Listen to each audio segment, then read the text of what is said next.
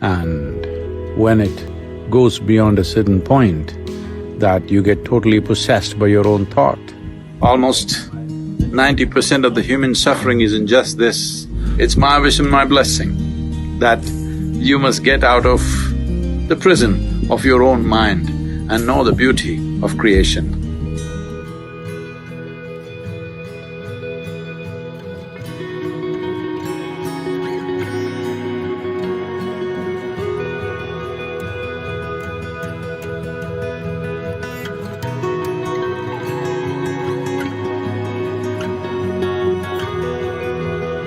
Lethargy comes from overconsumption of either food or thought. One may think how overconsumption of thought would bring lethargy, though everyone can understand overconsumption of food definitely brings lethargy. Well, if you become consumed by thought, you will see you would not like to move out of your bed. I did not talk about thinking, I'm talking about overconsumption of thought. That means thought is continuously flowing without your effort, without your focus, without your intent. Once it becomes like this, you will see naturally you feel like avoiding physical activity. And when it goes beyond a certain point, that you get totally possessed by your own thought. Well, there are ugly names to describe that in medical terms. It's important. There is a certain amount of moderation in consumption of food and endless amount of thought that could happen. Thinking consciously and just consuming or living upon thought or being consumed by thought are very different things. That is an unfortunate reality that for a whole lot of people, this distinction is not apparent.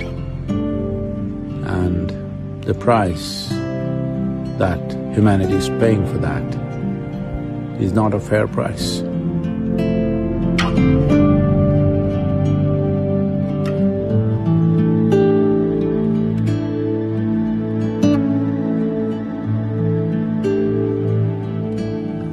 The conclusions that you make in your mind will seriously impede your ability to experience life.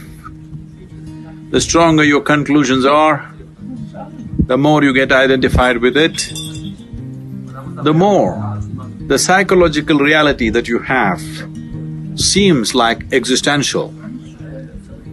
Almost 90% of the human suffering is in just this. You misunderstand your psychological drama to be real. It's your drama. You can play it whichever way you want. If you're a good director of drama, you would make it the way you want it, otherwise it's happening haphazardly. Well, this is the reality of existence. How beautiful it is, but most people choose to live in their mind because they have made strong conclusions and it's no more a choice as to where they live. It's time you live on this planet, experience the beauty of creation and also the presence of the Creator in this creation. Just pay enough attention to every aspect of creation and you will see the presence of the source of creation in it. This is what you need to experience. The psychological drama is your making. It is too puny compared to the existential drama that's happening here. It's time you enjoy this. It's my wish and my blessing that you must get out of the prison of your own mind and know the beauty of creation. The most fundamental aspect that you need to take care of is that you don't make conclusions. If you do not make conclusions, the doors of your mind will not close.